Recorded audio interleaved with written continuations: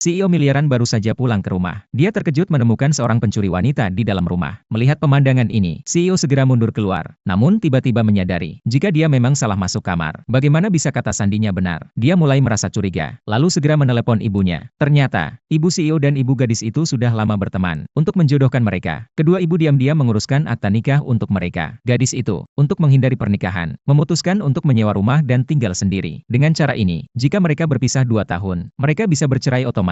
Ibu gadis itu bingung harus bagaimana. Akhirnya meminta bantuan kepada ibu CEO. Begitu mendengar itu, ibu CEO segera memutuskan untuk menyewakan rumah pernikahan CEO kepada gadis itu. Dengan begitu, mereka juga bisa dikatakan tinggal bersama. Tanpa diduga, CEO yang baru kembali dari luar negeri. Begitu masuk rumah, dia melihat ada gadis lain. Setelah memastikan dia tidak salah masuk rumah, CEO memasukkan kata sandi lagi, lalu masuk ke dalam. Gadis itu melihat ternyata dia adalah tuan rumahnya. Langsung menyambutnya dengan ramah. Dia sebenarnya berniat agar CEO segera pergi, tapi CEO mengusulkan agar mereka bisa tinggal bersama. Dia berpikir dengan cara ini, setelah 2 tahun bercerai nanti, mereka bisa memiliki saksi yang tinggal serumah. Dan dia juga bersedia membayar 2 kali lipat sewa rumah. Gadis itu senang mendengarnya. Bukan hanya bisa tinggal gratis, tapi juga bisa merasakan jadi tuan rumah. Lalu dia pergi menyiapkan kamar tidur utama yang kosong. Saat itu, HP CEO berbunyi. Ibunya menelepon, memintanya untuk menyiapkan gaun untuk istrinya. CEO menyerahkan urusan ini ke departemen desain. Tak lama kemudian, gadis itu mendapat pesan dari direktur, memintanya untuk segera merancang gaun, dan mengharuskan mengirimkan draft pertama malam ini. Di rumah gadis itu ada seekor tikus putih. Dia sengaja memegangnya di tangan untuk menakut-nakuti CEO. Melihat CEO yang ketakutan, gadis itu merasa puas di dalam hati. Setelah kejadian itu, CEO berpikir, gadis ini sangat mirip dengan mantan tunangannya. Keduanya suka memelihara tikus di dekatnya. Dan ibunya pernah bilang, istrinya dibesarkan oleh ibunya dengan penuh kasih sayang. Latar belakang gadis itu tampaknya sesuai dengan cerita tersebut. Dia mulai curiga. Apakah gadis ini adalah istri yang ibunya uruskan untuknya? Untuk memastikan, dia memutuskan menelepon nomor yang diberikan ibunya untuk istrinya. Tiba-tiba HP gadis itu berdering. CEO langsung merasakan detak jantungnya semakin cepat. Dia buru-buru menuju kamar gadis itu. Namun tiba-tiba, gadis itu keluar sambil membawa ponselnya.